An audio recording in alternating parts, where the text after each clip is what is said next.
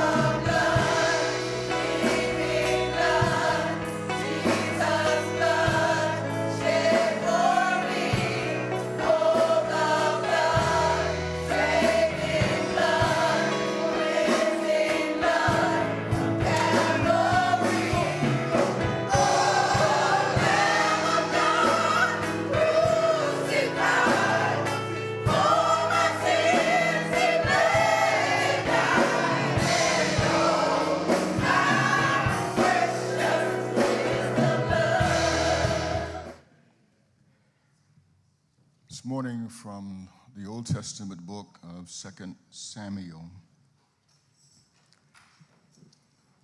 2 Samuel chapter 9. I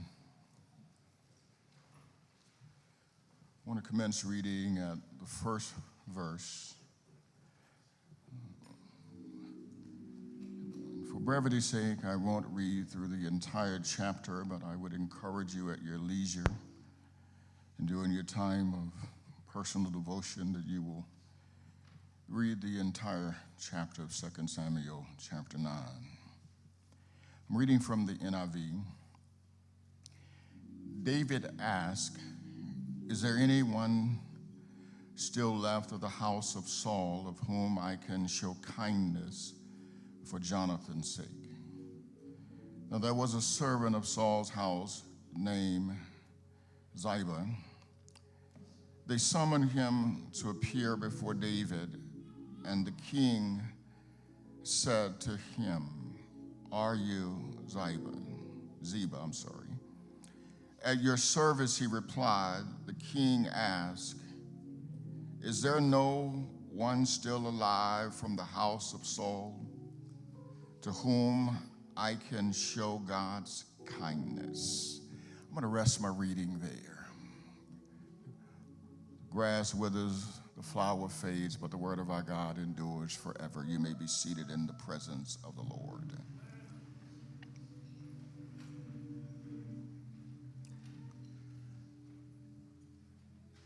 I want to teach a little while today from,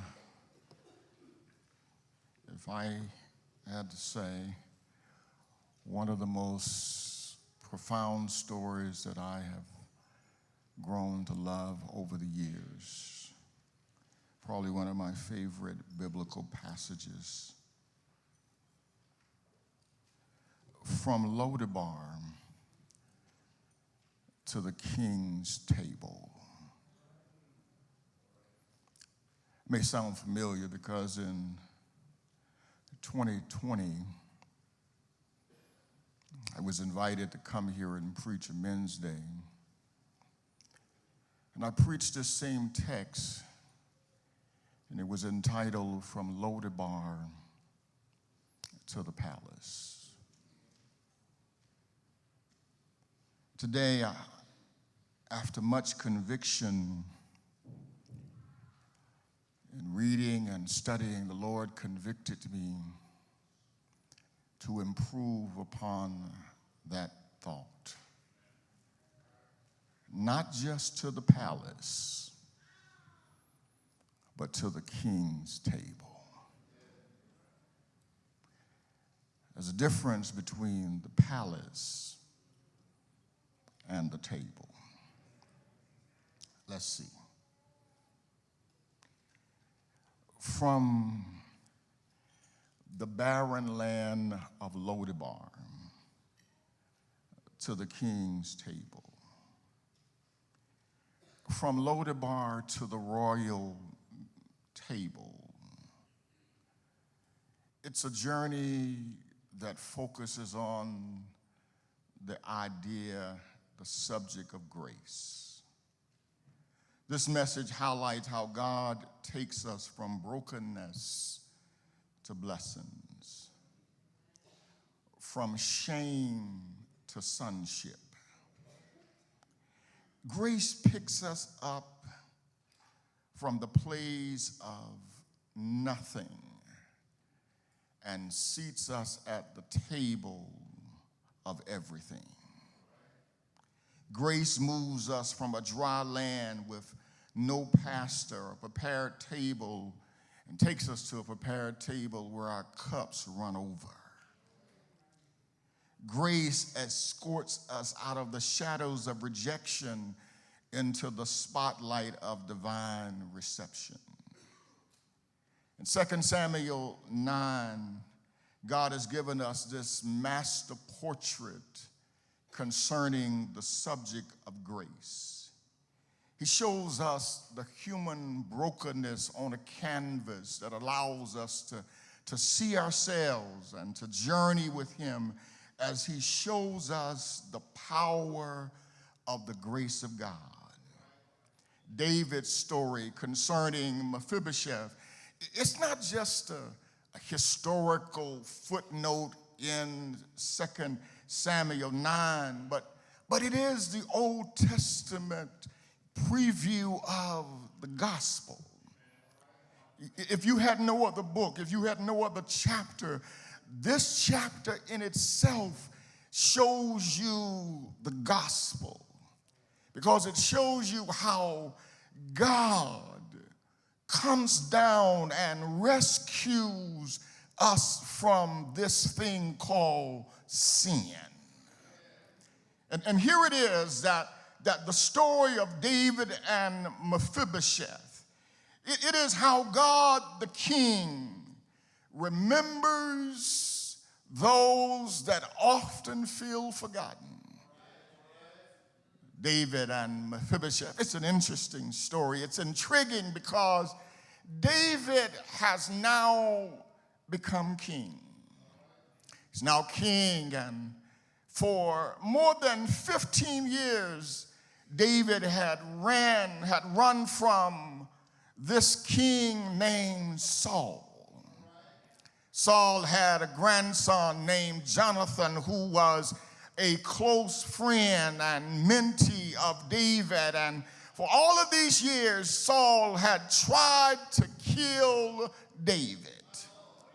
And David made a promise. He made a promise to Jonathan that whenever I become king, and you got to know that when God has an anointing on your life, you can begin to talk about the post-dated blessings that God has already ordained for you. He didn't say, if I become king. He said, but when I become king, when I get to where God wants me to be, I want you to know that I'm going to extend to you kindness. He said, but it's not because of you, Jonathan, that I'm going to do it. He said, but I'm going to extend kindness to you. I'm going to give you what you do not deserve.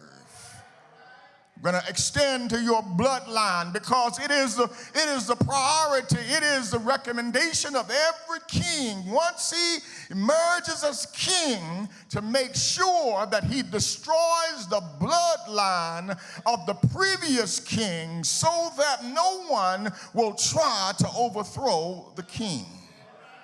And so that was the plan. And David says, and here it is that David has now become king. Do you not know that we say a lot of things on our way up?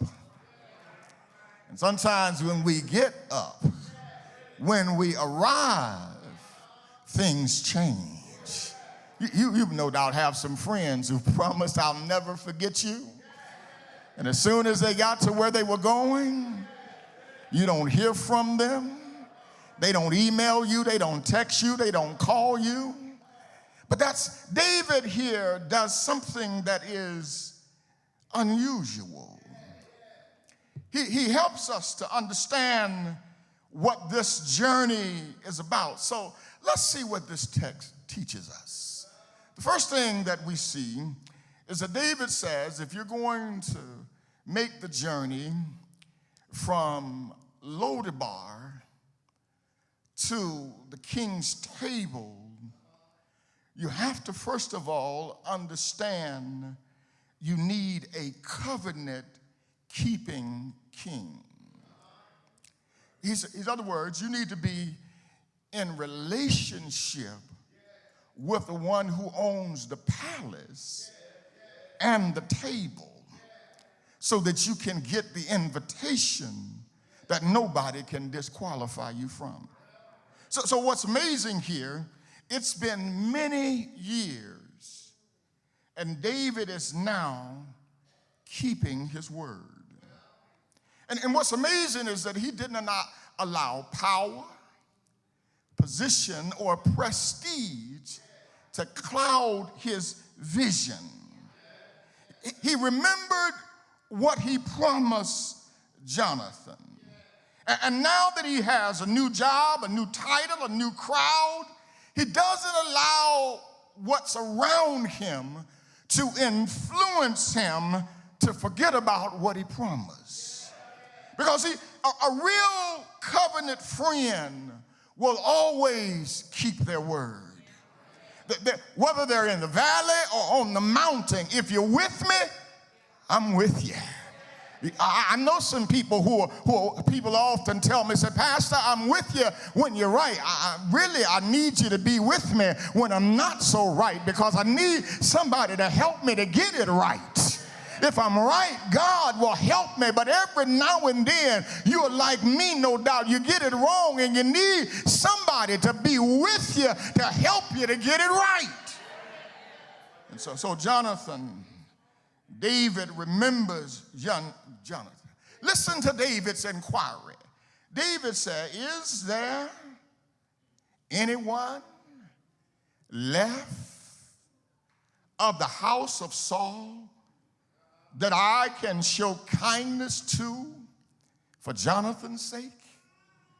And he says, is there anybody that I can extend kindness to, that I can keep my promise that I made to Jonathan, that once I became king, that I would not destroy his family, but I would elevate his family? And they said, yeah, there is, but before I get to that part, listen to the question that David asked. He said, is there anyone? Now, if you've never thought about what grace is, grace doesn't qualify you first. Grace says that anyone can be a recipient of the grace of God. That's why if you're sitting here today, you don't, does God love me? He said, is there anyone that I can extend an invitation to come to the table and sit with the King of Kings and the Lord? He said, is there anyone who is left of the house of Saul, of his enemy's house, of the house of the man who tried to kill you? Listen to what he said. He said, notice what he does not say, that I can be nice to. He uses biblical language. That's why, every now and then the church gets caught up in using language that's not biblical. It sounds good, but it's not biblical. It would be easy for me to stand here and preach to you today that David says, is there anybody left of the house of Saul that I may be nice to? But he didn't say nice. He said that I may extend kindness to. And I don't know if you've ever noticed, there is a difference between being nice and being kind. As a matter of fact, the Bible never commands us to be nice. That's something that we created. Well, they just so nice. And can I tell you, I didn't come here for us to be a nice church. I want us to be a kind church. And there's a difference between being nice and being kind. See, there are people who are nice, but they're not kind. And the difference, can I explain the difference between what it means to be nice and then get back to the biblical definition of what God calls us? Because every now and then people walk up and say, you just such a nice pastor, and I'm cringing because I want to know what is it about me that I'm doing that makes you feel nice, because nice is about being bland. It's about being cosmetic. It's about going along to get along. Being nice, you don't rock the boat. When you're nice, you let folk who are unqualified stay in positions and you know they're not qualified for it. Being nice, you'll never confront anything. When you're nice, you just go along. You don't rock no boats. You're just nice. You smile. You're nice. You know how it is. If you're like me, you've had some folk in your life where you had to tell other folks, that, well, I know that's your friend, but I'm only being nice to them because they're your friend. Yeah, I know y'all in church, y'all acting fine. But I'm only being nice to them because they're your friend. I don't really like them, but I'll be nice to you. What we're really telling you is that when people say, you know, I've been in meetings sometimes and I've told people, I said, be nice because what the person just said, I said, your response, just placate it. Just act like you like it. Just go along to get along. I said, be nice, but what I really need to tell them is be kind. Because being nice won't get you anywhere in life. There are a lot of nice folk. You know what happens when we're nice? We bite our tongues. We have a subgrade temperature. We're boiling over, but we don't say nothing. People do things to us, and we said, we know it's wrong. We just say, okay, let's be nice. But David didn't say be nice. He said be kind. He says niceness is being agreeable, polite, pleasant, in order to avoid a conflict, in order to make people feel comfortable. But the limitations of niceness, it prohibits you from having the hard conversations, from telling people the truth. It is people-pleasing rather than God-pleasing. Kindness, on the other hand, is empowered by the Spirit. You know how when you're kind, you cut folks and they didn't know you cut them. They'll say something and you say, wait, hold up, back up a minute. I need to tell you the truth about this. No, I understand. You're nice, but I want to be kind to you. And I want to tell you what you're saying right now is not the truth. See, every now and then, you got to have courage to be nice. The Holy Spirit will help you be nice. You know you need the power of God to tell folks the truth. If you're just nice, you'll open doors for folk that you don't even like. But when you're kind, not only will you open the door, but you'll buy the meal paid for and tell them they don't ever have to pay you back because you're nice. You're kind. But when you're nice, you do for folk because you want them to do for you. But when you're kind, you do for folk who you know can never repay you what you're about to do for them. God said, that's what I'm saying to David. David, do for Mephibosheth what he is unable to do for himself and certainly does not deserve. So he says, but being kind, it simply says that I'm going to tell you the truth, but I'm going to do it in a mellowed way. Jesus and Paul says, be kind, tenderhearted, affectionate, loving, kind, forgiving one another. All that. He didn't say nice, ain't nowhere in there. He says, but be kind. He said, David says here, I want to extend the kindness of God. I want to give to this person something that they could never earn, but I want to give it to them anyway. And when he uses that word, he's using the Hebrew word said, which is to simply say, he said kindness, grace. He says, what I really want to do, it's really, and I know this is going to mess up your appetite. David says, but I want it to be like aged wine. I want it to be aged, because that's the word that he's used. I want it to be like mellowed. He says, I want to get you right, but I want to do it with aged Cabernet. And he said, so can I? He said, if you're looking for an example, he said, remember they brought to Jesus a woman caught in the act of adultery. They were being mean, but when they brought her to Jesus, he wasn't just nice, he was kind. And how was Jesus kind? Jesus looks at the woman after seeing her condition and hearing the case brought against her, and he said, woman, I've got to be kind to you, and the kindness that I want to extend to you is go and sin no more.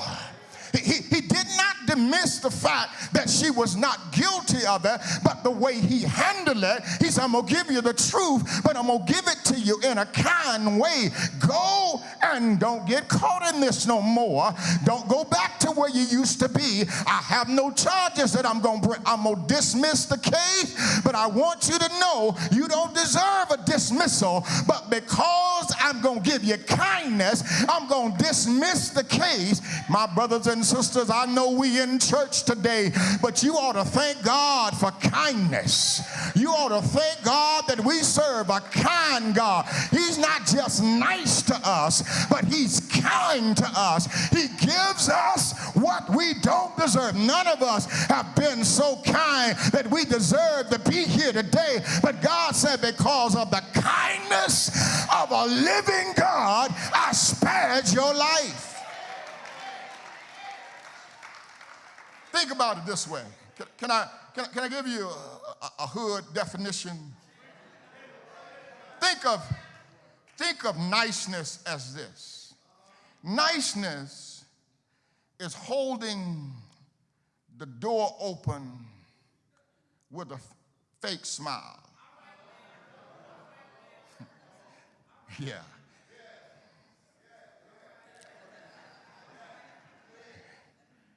That's nice.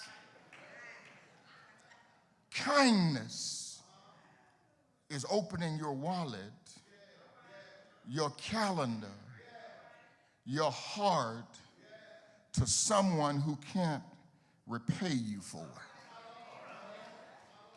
See, niceness makes you look good. Kindness makes God look good. Preach, Pastor. See, the problem is, I've been there. I tried to be nice and be nice because niceness made me. Folks say, y'all got the nicest pastor. Be kind. I want to move to kindness because that's biblical. But hold on. He says, David says, I'm remembering you. I'm remembering the covenant that the king made with Jonathan. He said, but not only that, he says, but the problem is here, Mr. King, his servant says to him, there's only one issue. The person that is left alive, his name is Mephibosheth. But before I give you his name, let me tell you something about him. He is, you king, I know you want to do what you said you were going to do. You want to keep your word. You got integrity, and you the king. You can do what you want to do. You the man. I'm just here to work for you, but I thought at least I would tell you. This boy that's alive is in Lo-Debar. Y'all missed it because the reason y'all tripping because y'all don't understand Lo-Debar. Lo-Debar. He's in Lo, the place of no pastor, no communication, no word, no progress, no dreams, no desire, no hope. He's in a place where no one is trying to do anything positive. And so, King, this is a palace, not the slums. And before you consider bringing him here, I want you to know that he's hiding out in a place called Lo-Debar. He's on the other side of the tracks now. He's in the hood. He's an addict. He's a thug. He's a bum. He's an economic parasite. He's nobody that would be any. This boy doesn't have dreams. He's a low lifer. He's been down so long that he don't even know how to get up. King, as a matter of fact, King, he wouldn't even look right here because he's lame in both of his feet. He doesn't walk right, doesn't talk right. He wouldn't look good. And you've got to be careful when you've got folk around you who are whispering in your ear, discounting folk that God have included because they can't see how God can take somebody born on the wrong side of the tracks and bring them to the other side and transform their life. The truth of the matter is, you're sitting next to somebody, you're in front of somebody, you're looking at somebody who was born on the wrong side of the track, but thanks be to God, he brought us from Lo-Debar. Because you do know that there are folks sitting in church who act like they've never been to Lo-Debar,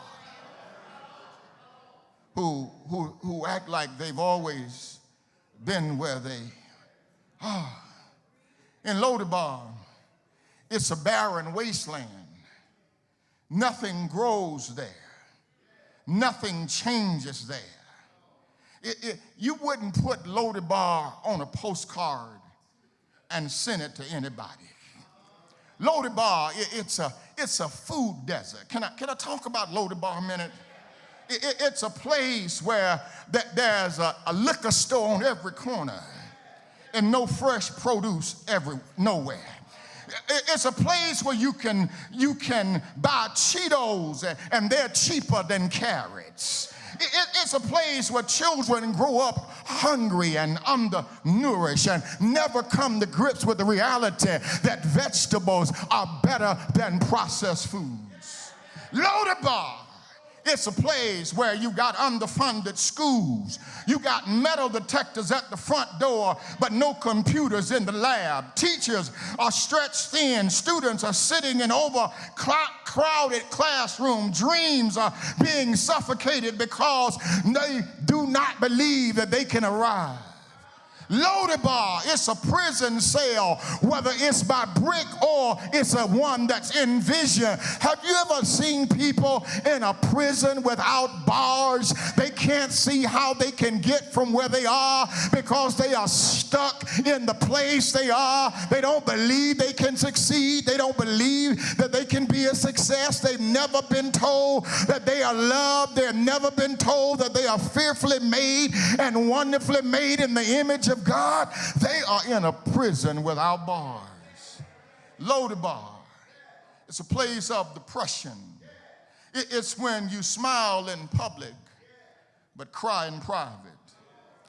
It's when you scroll online but nevertheless you feel empty inside.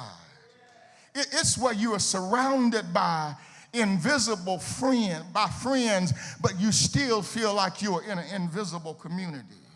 Lo-Debar is where divorce court is overflowing and children are caught in a siblings and a parent marriage or relationship that is struggling because there is no communication. Lo-Debar is that forgotten place. It's that barren place. It's the place where you feel cut off, unseen, unheard, undervalued. Lo-Debar is the place where everybody is depending on somebody else to rescue them, and nobody understands that every now and then you can get up and call on the name of God for yourself. Lo-Debar. People in Lo-Debar, they struggle with scarcity and struggle, and they are in survival mode. Lo-Debar people have what is often called generational curses. They just can't seem to catch a break no matter how they try. They've got this weight of somebody else's mistake always being on them. They fear being bound. They fear being forgotten. They fear that nobody notices them, and they fear that they'll never get out. They fear that they've got nobody that believes in them. They have low confidence, mistrust, and they hesitate about every move they make because they find themselves in Lo-Debar. And this is what the servant is telling David. David, we don't believe you want anybody at the king's palace that looks like that acts like that talks like that. And David looks back at the servant and says, if you don't mind, get the chariots ready. Send it down to 2100 Lo-Debar Avenue and pick him up and bring him to the palace. Can't you see him in the hoods? They'd never seen the king's entourage rolling into the ghetto looking like this. Here it is, rolling in on 22s, turning the corner. Everybody standing on the porch looking over. So they're going down to Lo-Debar. They're going down to get Mephibosheth. Can't you hear the neighborhood talk and the chatter? Oh, here it comes. David is about to put him to death. He's the last one left. Poor child, lame and both of his feet. He's been that way since he was 4 years old. It's not his own fault. Somebody else dropped him. Can I stop and pause parenthetically? You ought to quit judging folk who are in a better position than you are, because sometimes you don't know how they got there, and even if you did know how they got there, you haven't walked in their shoes. You don't know their story. Some folk are there because the church dropped them. Some folks are there because the school dropped them. Some folk are there because they were dropped by parents who did not raise them in the fear and admonition of the Lord. But can I tell you, just because you've been dropped don't mean you've been disqualified. Watch. They see the chariot turn, and they're texting each other, look, man. And I know y'all said, Pastor, this is why you talking about texting. They didn't have text. I'm trying to 21st centurynize it in your. They were putting Facebook posts and tweeting. Instagram lit up. Some folk became instant social media influencer because they caught the king's chariot in the ghetto. Because that wasn't usually where the king's chariot came. And the king's chariot comes to pick up Mephibosheth. When they get there, they said, we're here to pick up Mephibosheth. Mephibosheth knew something was up, because even though everybody else said he was a nobody, homeboy must have had an inkling that something was going on. He must have knew. He said, well, if I'm going to die, I'm going to die looking like somebody. Homeboy takes his razor out and shaves himself. Said, tell him I'm coming. Let me get shaved up and get out. And he comes out. He's lame. I don't know how he walked.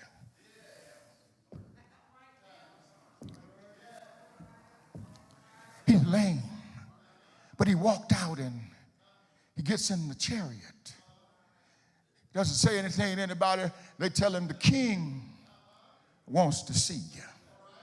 And he knew, because he'd been raised in a royal family, and he knew that everybody in the royal family that was left after a new king should have been getting out of town, because there was going to be a search warrant issued for their death. But nevertheless, Mephibosheth has been hiding in Lo-Debar. Here it is. He gets to the palace. He walks in at the palace with the assistance of others, and I can imagine the king's servants snickering. They says, man, we brought this bomb from Lo-Debar and up here to the palace.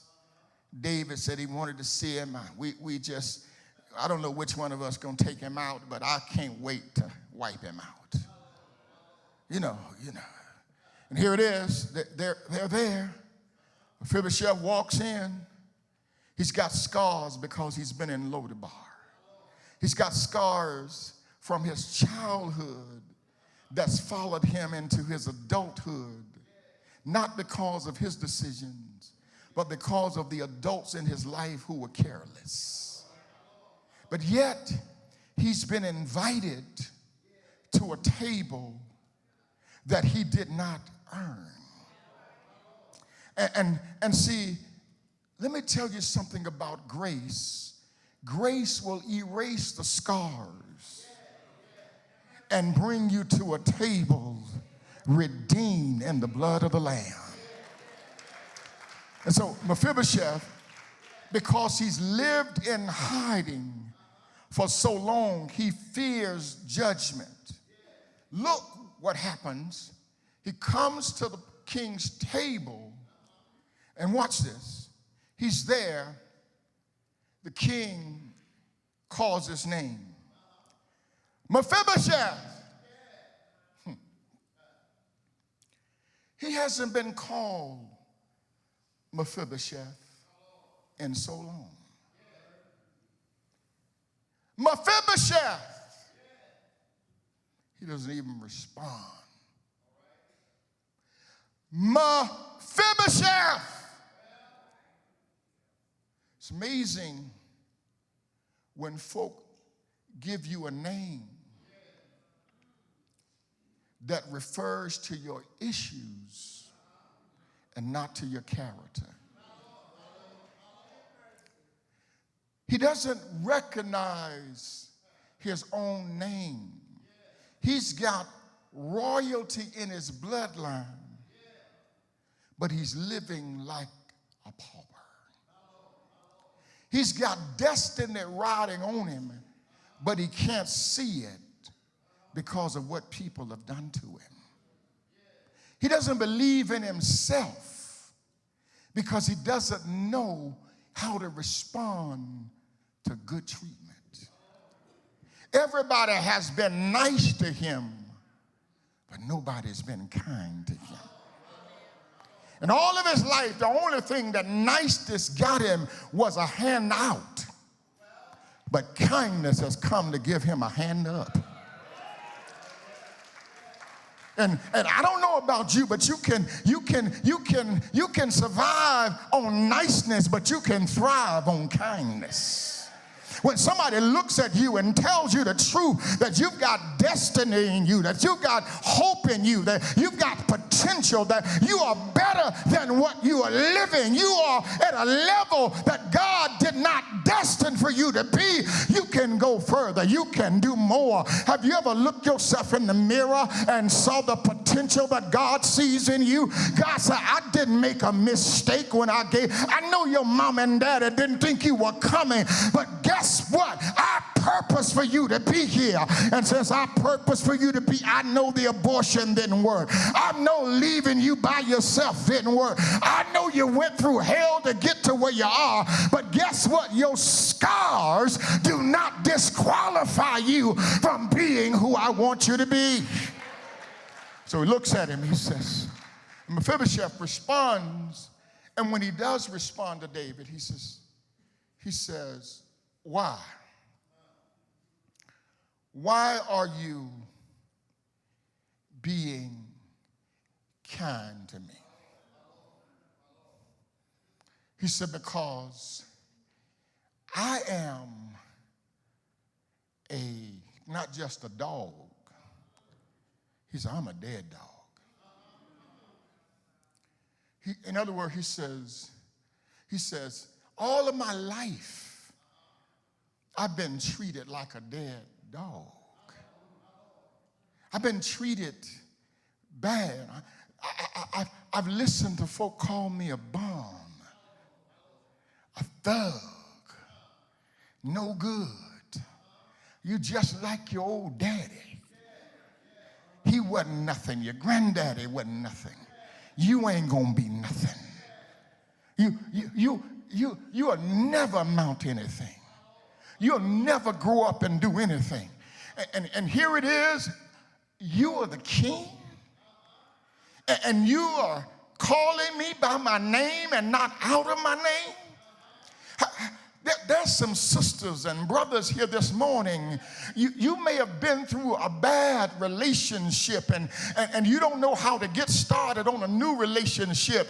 The last person you were with was nice to you, but the person that you're dating now is kind to you, but you don't know how to respond to kindness because you used to niceness, and you don't know how to respond to somebody who loves you for you and loves you for the issues that you have and can be transparent and open and vulnerable, and yet you trying to still be nice. You ought to break off the niceness and get to the kindness and say, yeah, I've been through some stuff. I'm better because I've been through it. But it's bad when you have been treated like a dog all of your life, and all of a sudden somebody comes in your life and starts being kind to you. Some of us are suspicious of kindness because nobody's ever been kind. And you think that because the brother paid for your lunch, he wants your cookies. And he says, no, I'm not after the cookies. I'm after your heart. I love you too much. Oh, I wish you, and you think you got to start undressing and being half dressed. And he picks you up. He said, baby, if you don't mind, go back and change that dress, because I didn't pick you up to be nice to you. I pick you up to be kind to you. And where we're going, kindness don't dress like that. And you got to be kind to somebody, to tell them, turn around, go back, look in the mirror, take a good look at yourself, because we ain't going out like this. You going out with royalty, and you got to put something on. I'm not impressed by what you take off. I'm impressed by what you can put on. Cover it up until God says we can uncover it. But that's called kindness. But niceness. Oh, you look so nice. No, stop lying to folk. Stop. No. You know how, when folks are nice. You can really tell if you got folk. Some of y'all have been nice to me on Sunday morning. I had a towel one Sunday, and I'd wipe my face. And church was all over. And on my face was all these white fibers. And I'm standing down there shaking hands, hugging folk, talking to folk. None of y'all.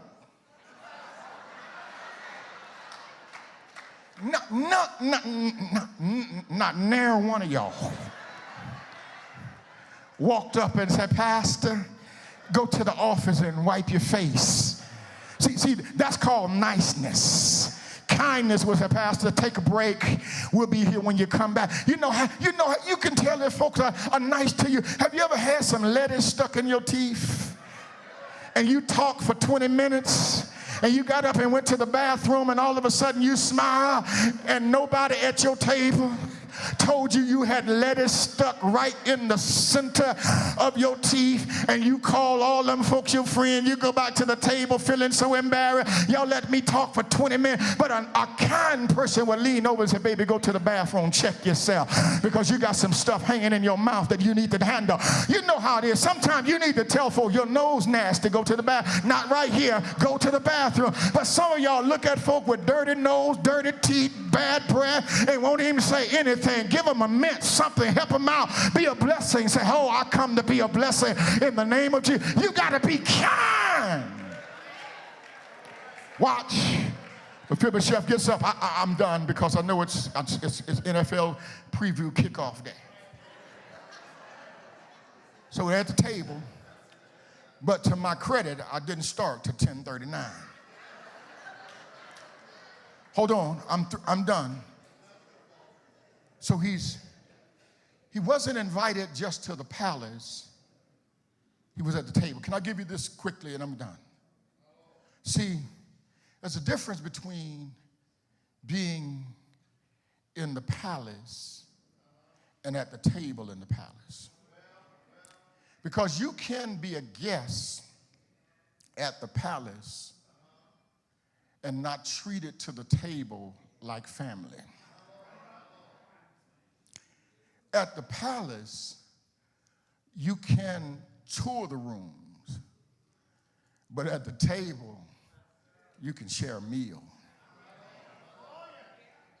At the palace, you can admire the beauty, but at the table, you can enjoy the bounty. At the palace, you can stand in the crowd, but at the table, you can sit and have communion. At the table, access is temporary, but at the table, the seat is permanent. Many people come to church and they sit in the palace, but have you ever been to the table? Because it's at the table that you experience communion. And I'm walking down because I'm finishing. And I just wanted this table. And if you see the table, it's the communion table.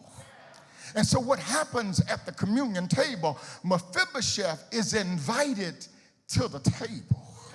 And when he sits at the table, guess what happens when he sits at the table? When he sits at the table with the rest of the folk who are sitting at the king's table, even though he's lame in both feet, because he's sitting at the king's table, he looks just like everybody else at the table. Can I tell you, that's what the grace of God does for us. When we come to the tablecloth of the grace of God is spreaded over our sins. God spreads that cloth. He covers us with his blood. He said, you've got some messed up stuff, but if I could ever get you to the table, I can make yourself over again. My brothers and sisters, that's what you ought to want. You ought to want a seat at the table where the King of Kings said, you were messed up. Y'all remember, we were Mephibosheth. I told you this is a gospel message. Mephibosheth, where was he, Pastor? How can I be Mephibosheth? The Bible says that Adam, remember Mephibosheth's parents' nurse dropped him. Hold on, Monty, I got to get this right. I don't want any of that today. I want to get the message over. So what happened, Mephibosheth is sitting at the table, but he only gets to the table because his nurse dropped him at the age of 4. He's been crippled for a long time. God sits him at the table. He's sitting there. He was dropped by somebody else. How do we become Mephibosheth? Guess what? Adam dropped us. Sin left us in Lo-Debar. But guess what happened? Jesus went to Calvary. He stooped down, picked us up, put the tablecloth of his blood over our sins, and he said, come on to the table. He said, once you sit at the table, you don't have to leave for nobody. Guess what? Nobody else can give you permission to come to this table except the King of Kings. It's his table. I'm standing here just as a messenger telling you, you can still come to the table. You can still dine with the King of Kings. He says, come to the table, eat, be happy, and if you don't have any money, you can buy meat and eat and be satisfied. I'm glad, my sisters and brothers, that I stay at this table. The reason I stay at the King's table is because sometimes I've got some limps in my life, but guess what? You can't see them because they've been covered by the blood of the Lamb. I thank God that I got the invitation. Somebody here today, you've never been to the table. You've never received your invitation. Jesus says, can I extend kindness to you? He said, I went to Calvary. I stooped low. I lifted you up, and I went high so that I could intercede on your behalf. He said, there's going to be a wedding one day, and there's going to be a marriage feast. He says, and I want you at the table.